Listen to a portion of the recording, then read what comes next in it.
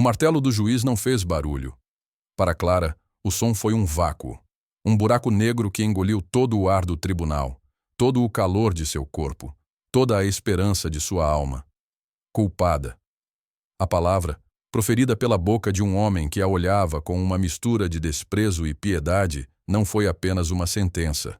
Foi um carimbo em brasa em sua existência, marcando-a para sempre como uma criminosa, uma fraude, uma mãe indigna. Ao seu lado, seu advogado, um defensor público sobrecarregado e apático, suspirou e arrumou seus papéis, o caso já arquivado em sua mente. Do outro lado da sala, seu ex-cunhado, Marcos, o homem que a colocara ali, enxugou uma lágrima falsa, recebendo os abraços de consolo de familiares que, até semanas atrás, a chamavam de querida. O crime era tão sórdido quanto impessoal. Desvio de fundos. Clara era a contadora da pequena, mas próspera, empresa de importação da família de seu falecido marido, Daniel. Após a morte de Daniel em um acidente de carro 1 ano antes, ela continuou trabalhando tentando manter alguma normalidade para si e para sua filha de 6 anos, Sofia. Marcos, irmão de Daniel, assumiu a direção. Ele era charmoso, ambicioso e, como Clara viria a descobrir tarde demais, podre até a medula.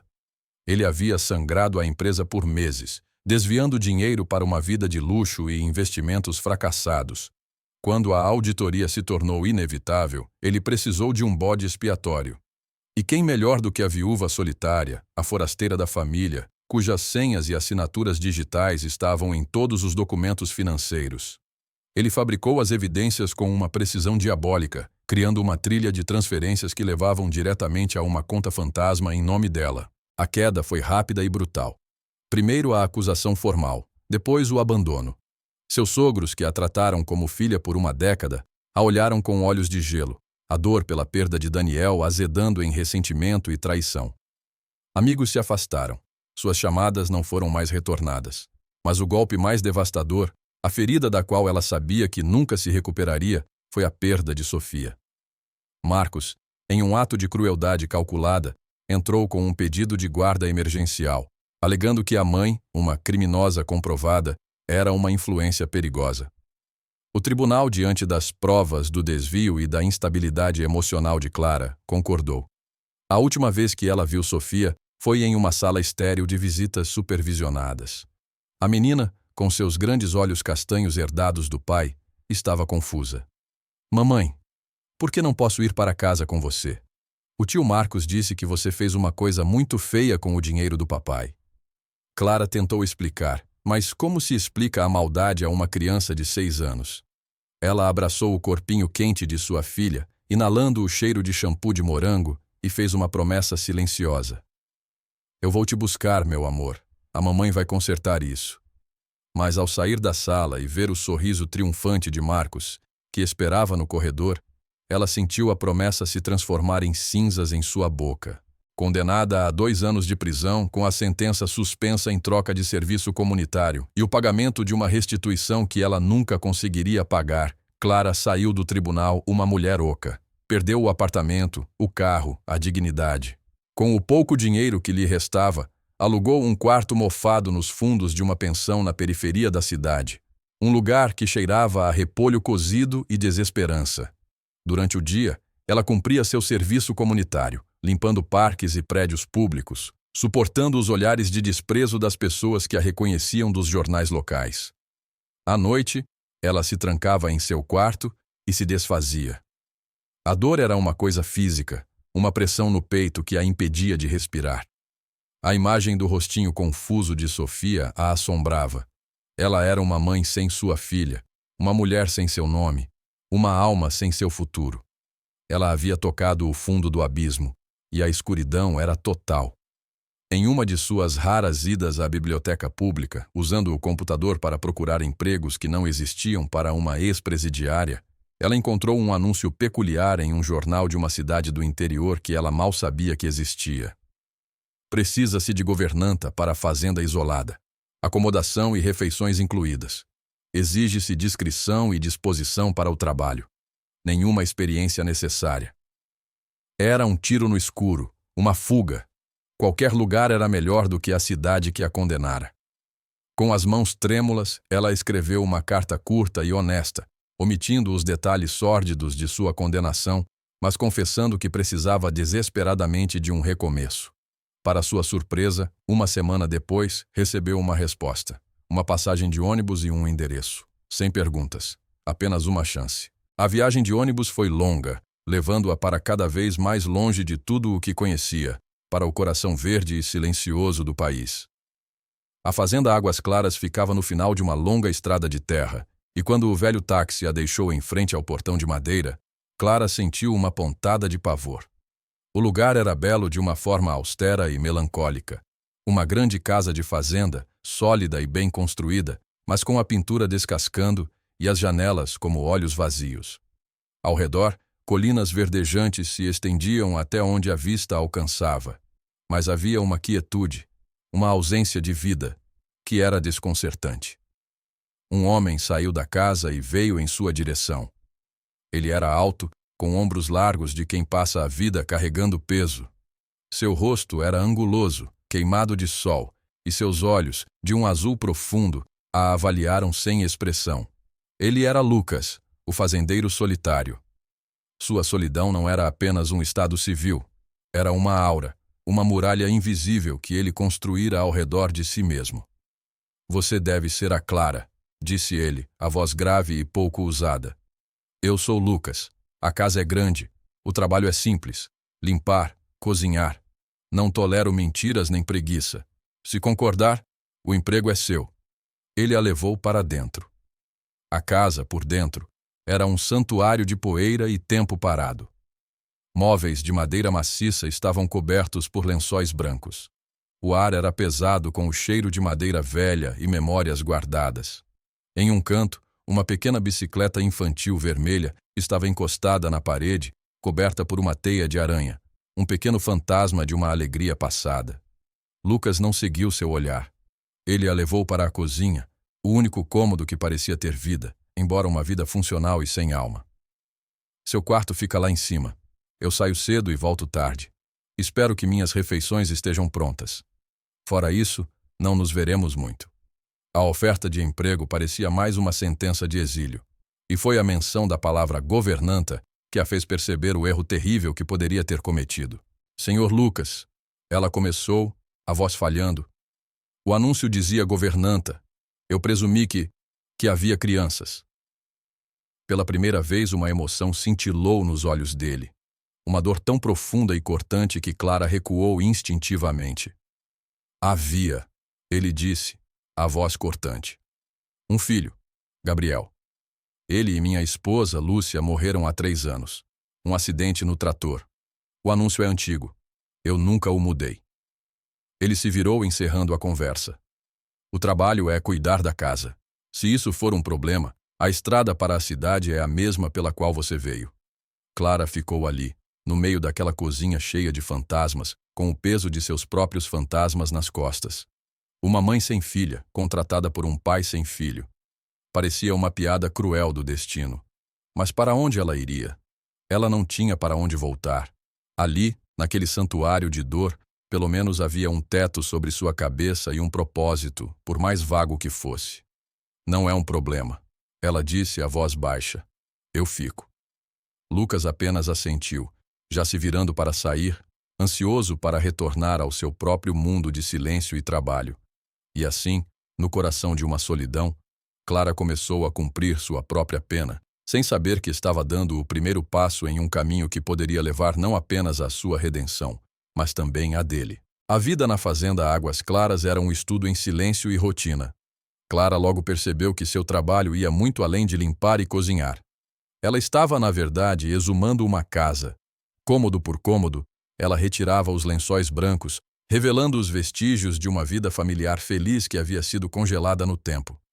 Havia os desenhos infantis de Gabriel presos com ímãs na geladeira, desbotados pelo sol. Havia as partituras de piano de Lúcia, abertas em uma canção inacabada.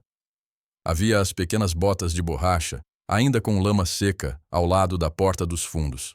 Cada objeto era uma punhalada no coração daquela casa silenciosa.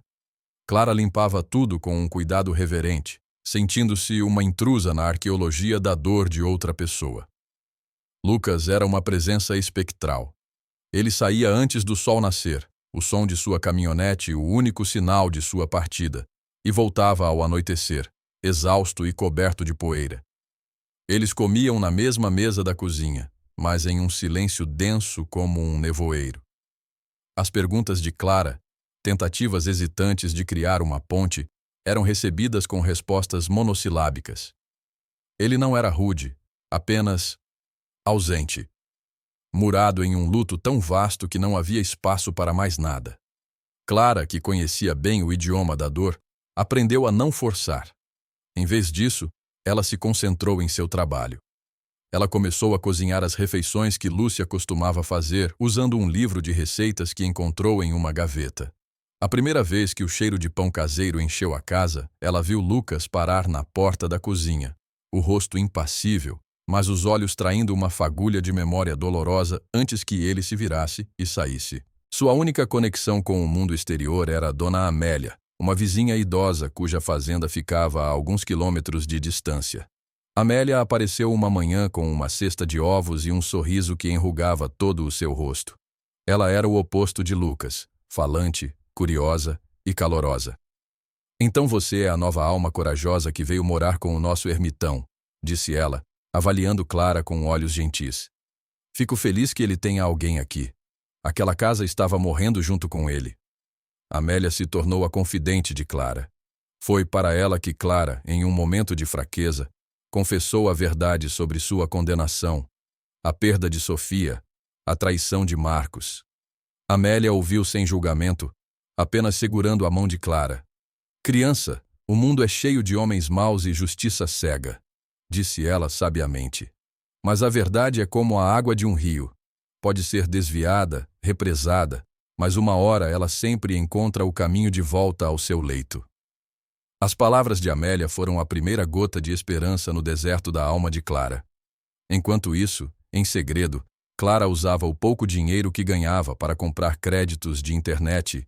Nas madrugadas, quando a casa estava mergulhada na escuridão, ela usava o velho computador do escritório de Lucas para investigar. Ela se tornou uma detetive amadora, mergulhando nos arquivos da empresa, procurando por uma falha, uma inconsistência, qualquer coisa que Marcos pudesse ter deixado passar.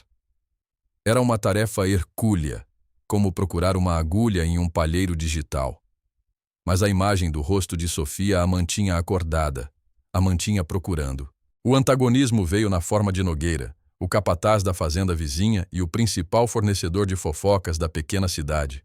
Ele apareceu um dia com a desculpa de procurar uma vaca desgarrada. Seus olhos pequenos e astutos percorreram Clara com uma curiosidade maliciosa. Ele já sabia de sua história. A pequena cidade tinha seus próprios canais de informação. "Ouvi dizer que você entende de números", ele disse com um sorriso de escárnio. "É bom que o Lucas tenha alguém para cuidar das contas dele. Um homem de luto fica descuidado." A ameaça velada era clara. Ele a estava observando. A reputação dela a precedera, e ela era vista com suspeita. A dinâmica entre Clara e Lucas começou a mudar de forma quase imperceptível. Ele começou a notar as pequenas mudanças na casa. Flores frescas em um vaso na cozinha. A horta de Lúcia, que ele deixara morrer, agora limpa e replantada. Uma noite, ele chegou e a encontrou na varanda, chorando silenciosamente enquanto olhava para uma foto de Sofia que ela guardava como uma relíquia sagrada. Ele não disse nada, mas na manhã seguinte, encontrou uma pequena prateleira que ele havia instalado na parede de seu quarto, um lugar de honra para a foto. Foi seu primeiro ato de bondade deliberada. Outra noite, uma tempestade forte cortou a energia. Mergulhados na escuridão, iluminados apenas por velas, o silêncio se tornou insuportável. "Você sente falta dela?" Clara perguntou suavemente, referindo-se a Sofia. "Todos os dias", ele respondeu, a voz rouca. E então, como se uma represa se rompesse, ele começou a falar. Ele falou sobre Gabriel, sobre seu riso, sobre como ele amava os tratores. Falou sobre Lúcia, sobre como eles se conheceram, sobre seus sonhos para a fazenda. E Clara falou sobre Daniel, sobre o amor deles, sobre a culpa que sentia por não ter percebido a escuridão em Marcos. Naquela noite, na escuridão compartilhada, eles não eram o patrão e a empregada. Eram duas pessoas unidas pela perda, dois sobreviventes em um mar de luto. As sementes de confiança plantadas no solo árido de suas dores começaram a brotar. A investigação de Clara finalmente deu frutos. Analisando e-mails antigos, ela descobriu uma troca de mensagens entre Marcos e um contador de uma empresa offshore. As mensagens eram codificadas, mas ela reconheceu o nome da empresa como uma das que Marcos havia investigado e descartado para a empresa de importação. Usando suas habilidades contábeis, ela começou a cruzar datas e números. Lentamente, uma imagem começou a se formar. A verdadeira trilha do dinheiro, que levava não a ela, mas diretamente a Marcos. Era uma pista, mas não era uma prova. Ela precisava de mais. Ela precisava de acesso aos servidores da empresa offshore. Foi quando a tempestade perfeita se formou. Marcos, sentindo-se seguro em sua nova posição de poder, começou a se descuidar. Em uma conversa telefônica com sua nova namorada, querendo se gabar, ele mencionou que estava limpando os últimos vestígios da bagunça de Clara e que iria visitar um parente no campo para finalizar as coisas. A namorada, que tinha uma amiga em comum com a antiga babá de Sofia, comentou sobre a estranha viagem. A informação, como um jogo de telefone sem fio, chegou aos ouvidos da babá, que ainda gostava de Clara, e através de uma prima que conhecia Dona Amélia, a notícia finalmente chegou à fazenda. Marcos estava vindo. Clara entrou em pânico. Ele a descobrira. Ele estava vindo para silenciá-la. Ela precisava avisar a Lucas, mas ele estava no campo, em uma área sem sinal de celular. Ela decidiu que precisava fugir, não por covardia, mas para proteger Lucas. Ele já tinha sofrido o suficiente. Ela não podia trazer mais problemas para sua porta. Ela arrumou sua pequena mala, escreveu um bilhete de despedida e agradecimento e o deixou sobre a mesa da cozinha. Quando Lucas voltou ao anoitecer, a casa estava silenciosa de uma forma nova e terrível. Não era o silêncio do luto, mas o silêncio do abandono. Ele viu o bilhete, leu as palavras apressadas dela e um frio que ele não sentia desde a morte de Lúcia o dominou. Seu primeiro instinto foi a raiva, a dor da traição. Ela foi embora, ele pensou. Todos sempre vão embora. Seu coração, que começara a se descongelar, congelou novamente.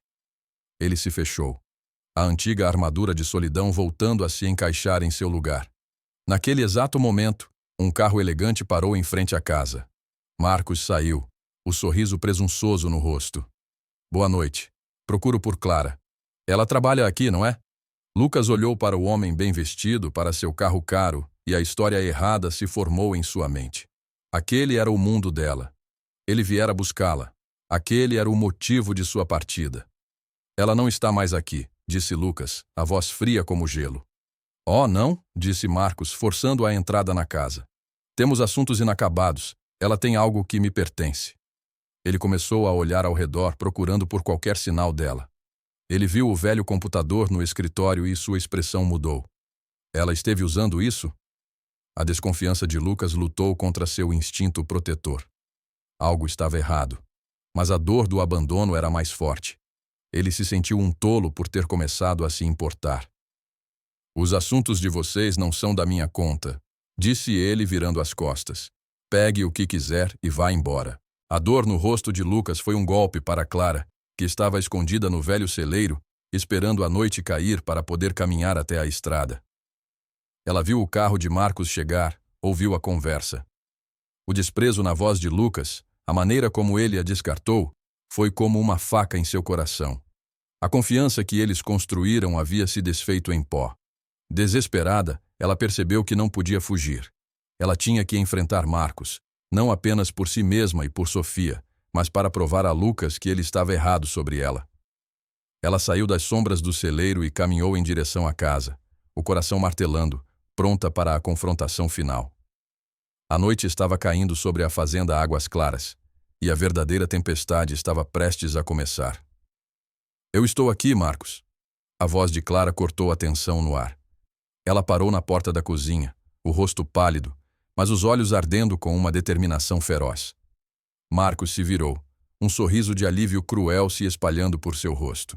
Lucas, encostado no batente da porta do escritório, olhou para ela, o rosto uma máscara impenetrável de dor e traição. Clara, querida, disse Marcos com falsa afeição. Eu sabia que você não iria muito longe.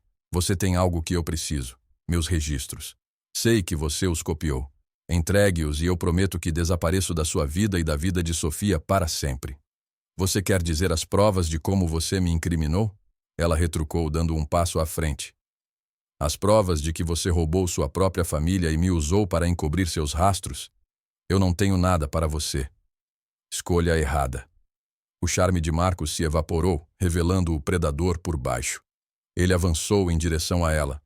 Talvez eu não tenha sido claro. Você não tem escolha. Foi nesse momento que algo dentro de Lucas se quebrou.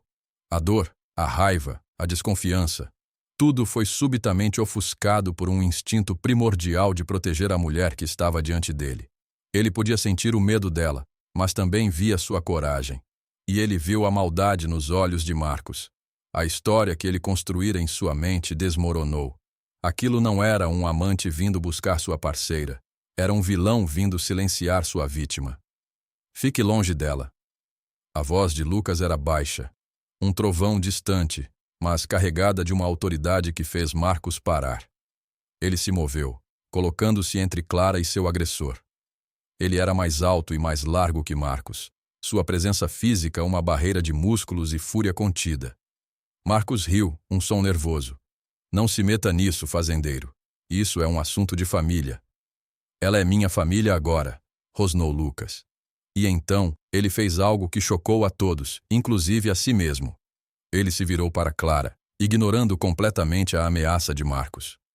O que você precisa? O que você encontrou? Me diga. O coração de Clara deu um salto. Naquele olhar, ela viu a confiança retornando, mais forte do que antes. Eu encontrei a trilha do dinheiro, Lucas. Leva a uma empresa offshore, a Tenebris Capital. Mas preciso de acesso aos servidores deles. Preciso de uma prova irrefutável. Foi a vez de Lucas sorrir, mas seu sorriso não tinha humor. Tinha o brilho frio do aço. Tenebris Capital, ele repetiu, o nome parecendo familiar. Ele se afastou, foi até uma estante empoeirada no canto da sala e puxou um velho anuário de faculdade. Ele folheou as páginas e apontou para uma foto. Um jovem Lucas de terno e cabelo mais curto, ao lado de outro jovem. Este é Ricardo Antunes, meu colega de quarto na faculdade. Nós dois estudamos direito. Eu desisti para cuidar da fazenda quando meu pai adoeceu. Ele se tornou um dos maiores especialistas em direito digital do país. Lucas fechou o livro. E por acaso, ele me deve um grande favor. E Tenebris Capital. Eu me lembro de ter lido sobre eles. Foram investigados por lavagem de dinheiro há alguns anos. O caso foi arquivado por falta de provas. Provas que Ricardo provavelmente sabe como encontrar. Marcos ficou pálido. O fazendeiro solitário e ignorante que ele imaginava era, na verdade, um homem com um passado e conexões que ele nunca poderia ter previsto. A dinâmica de poder na sala mudou completamente. Lucas pegou o telefone. Ricardo, é o Lucas. Sim, o do Vale. Preciso daquele favor. E preciso agora. Ele explicou a situação em frases curtas e precisas.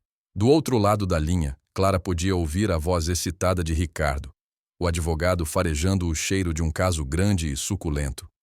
Em menos de uma hora, enquanto Lucas mantinha um Marcos aterrorizado sob vigilância, uma equipe de especialistas em informática, enviada por Ricardo, invadiu remotamente os servidores da Tenebris Capital. As provas que eles encontraram eram avassaladoras. E-mails, registros de transferências, planilhas ocultas. Tudo que detalhava o esquema de Marcos, não apenas contra a empresa da família, mas envolvendo outras fraudes. A inocência de Clara não era apenas uma possibilidade. Era um fato documentado em preto e branco digital. A polícia, alertada por Ricardo, chegou em 2 viaturas, as sirenes cortando o silêncio da noite rural. Marcos foi preso, não mais o empresário arrogante, mas um homem pequeno e derrotado. Enquanto o levavam, ele olhou para Lucas com uma mistura de ódio e incredulidade, incapaz de compreender como seu plano perfeito fora desfeito por um fazendeiro recluso. Quando a poeira baixou e as luzes vermelhas e azuis desapareceram na estrada, Clara e Lucas ficaram sozinhos na varanda. A lua cheia banhava o vale em uma luz prateada, e o silêncio que retornou não era de solidão, mas de paz.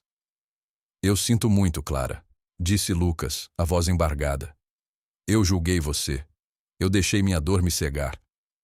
"Você me salvou, Lucas", ela respondeu, as lágrimas escorrendo livremente por seu rosto. "Você acreditou em mim quando ninguém mais o fez."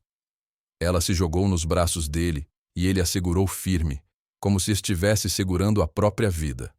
O abraço disse tudo o que as palavras não podiam. O epílogo da história de Clara foi rápido e triunfante.